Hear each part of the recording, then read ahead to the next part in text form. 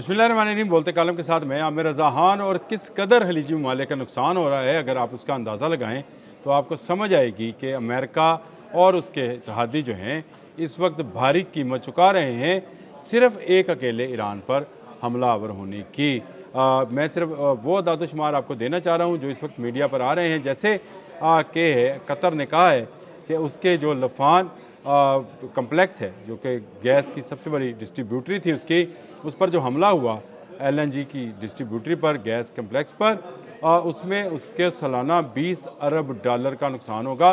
और इसकी सिर्फ मरम्मत जो है इसको 3 से 5 साल लगेंगे। ये गैस फील्ड जो है, जब इसराइल ने हमला किया था ईरान पर और ईरान की पारस गैस फील्ड पर हमला हुआ, उसके बाद ईरान ने ताक कर ऐसे निशाने बांधे कि इनकी गैस फील्ड जो हैं वो तबाह हुई। मैंने कल 200 अरब डॉलर, परसों 200 अरब डॉलर वाली खबर दी थी कि पेंटागन ने मांग लिए। अब कतर कह रहा है कि हम मारे गए, हमें 20 अरब डॉलर सालाना का नुकसान होगा और 3 से 5 साल इसकी मरम्मत को लगेंगे। इसके अलावा आरटी की एक स्टोरी है जी, रशियन टीवी की, जो कहता है कि US dragged by Israel into unlawful war with Iran gulf state. देखिए, ओमान वो मुल्क था जो इस सारे मामले में सालसी का किरदार अदा कर रहा था। जो उसके वज़ीर ख़ारजा हैं, बुसैरी नाम उनका पूरा जो है, फॉरेन मिनिस्टर उनका नाम है जी बदर अल बुसैरी है, जो कि इस सारी नेगोशिएशन के जो ईरान और अमेरिका के मबैन हो रही थी, इसमें वो जो है सालस का किरदार अदा कर रहे थे। और दोनों जानब की बिला वास्ता जो मुज़ाकरात थे उनमें पैगाम रसानी कर रहे थे। लेकिन अब वो भी बोल पड़े कि इतने बड़े नुकसान के बाद जो हमें हुआ, यानी अमान को, बहरीन को, कतर को, कुवैत को, इराक़ को, सऊदी अरब को, मुत्तहिदा अरब अमारात को, ये सारे का सारा इसलिए हुआ कि इस अनलॉफुल वॉर में अमेरिका को नेतन्याहू ने, यानी इसराइल ने घसीटा है। नहीं तो अमन के किसी मुज़ाकरात में, इन मुज़ाकरात में किसी न किसी नतीजे पर पहुंच जाना था। अब देखें, अमेरिका जो है मुत्तहिदा अरब अमारात को 7 अरब डॉलर का असला फ़रोख्त करना चाहता है ताकि वो अपनी हिफाजत कर सके। वो असला जो अमेरिका की हिफाजत नहीं कर सका, अमरीकी अड्डों की हिफाजत नहीं कर सका, मुत्तहिदा अरब अमारात अगर 7 अरब डॉलर में ये असला ख़रीदेगी तो आप ज़रा सोच सकते हैं कि क्या इनकी हिफाजत कर पाएगा। इस वक्त सूरत हाल हर आने वाले दिन के साथ मज़ीद संगीन होती चली जा रही है और ईरान में भी इसराइल के हमले जो हैं वो शदीद हैं। लेकिन इसके साथ साथ मिसाइल्स की जो बारिश है ईरान की जानिब से वो भी जारी है, क्योंकि ईरान ने ये साबित किया है कि उसके तमाम के तमाम मिसाइल सिटीज़ जो हैं महफूज हैं, जिनका दावा किया था नेतन्याहू समेत उसकी तमाम अस्करी क़यादत ने कि ईरान की तमाम मिसाइल सिटीज़ जो हैं उनको ख़त्म कर दिया गया है, यानी अब वो मज़ीद मिसाइल जो है फ़ायर नहीं कर सकता। जैसे ही ये बयान आता है नए मिसाइल फ़ायर होते हैं और इसराइल में तबाही की नई लहर जो है उसको किसी न किसी का नाम दे दिया जाता है। नई लहर को जो नाम दिया गया है वो अल-मुहंदस का दिया गया है। अल-मुहंदस कौन थे?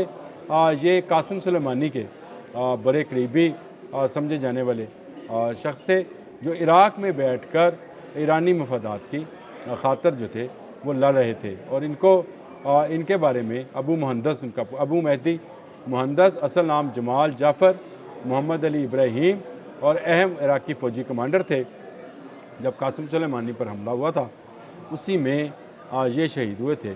अब अबू मुहंदस के नाम से ही नए ऑपरेशन का आगाज़ किया गया है, जिसमें इसराइल के लिए नई जो है तबाही की नई रकम जो है तारीख जो है वो रकम की जा रही है। नए मिसाइल जैसे कदर है, जैसे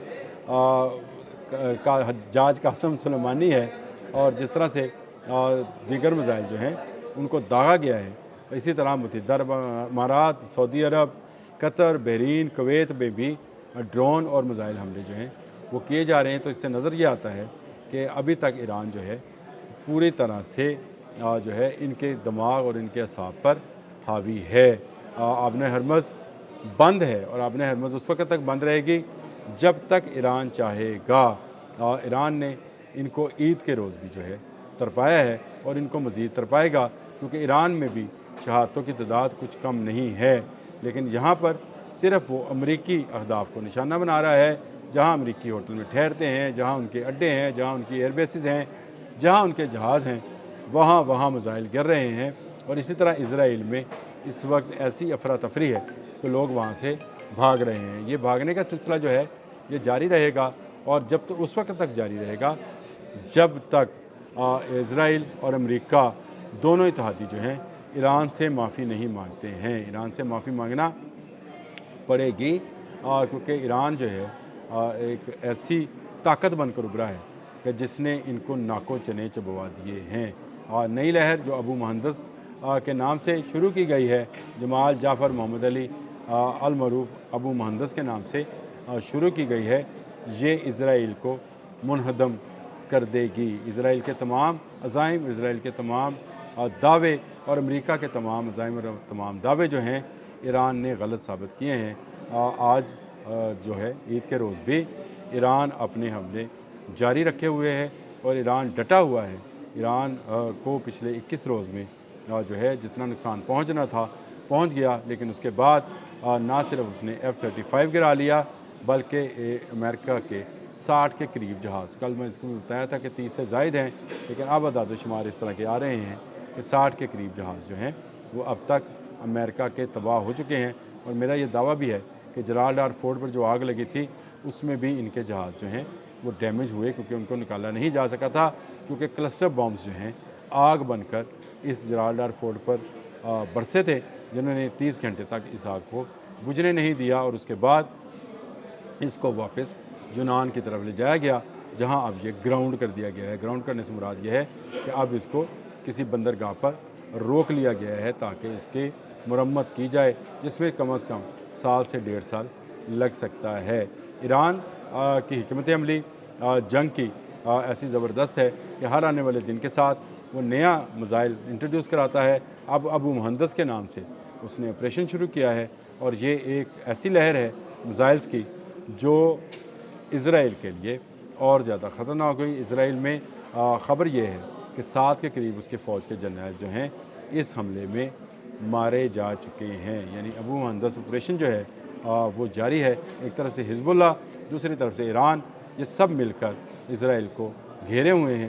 ضرورت صرف اس امر کی ہے کہ جو GCC ہے یعنی گلف کے ممالک جو ہیں وہ اگر ذرا سی ہمت دکھائیں، امریکہ کو ٹاٹا گڈ بائے کہہ دیں، تو اس کے بعد جو ہے اس خطے میں نہ صرف ہمیشہ کے لیے امن ہوگا بلکہ اسرائیل کو لگام پڑے گی، اور مسلمانوں کی دولت جو ہے، جو تیل اور گیس کی صورت میں ہے، جو منرلز اور سونے کی صورت میں ہے، وہ مسلمانوں کے پاس ہی رہے گی۔ لیکن ہمت کسے دکھانی ہے؟ ایران اپنی جرت، اپنی طاقت دکھا رہا ہے۔ اگر کچھ نہیں دکھا رہے تو عرب ممالک کبھی ہمت نہیں دکھا رہے۔ نہ خریدیں امریکہ سے اسلحہ، یہ اپنے اڈے نہیں بچا سکا، آپ کو کیسے بچائے گا؟ سوچنے کی بات ہے۔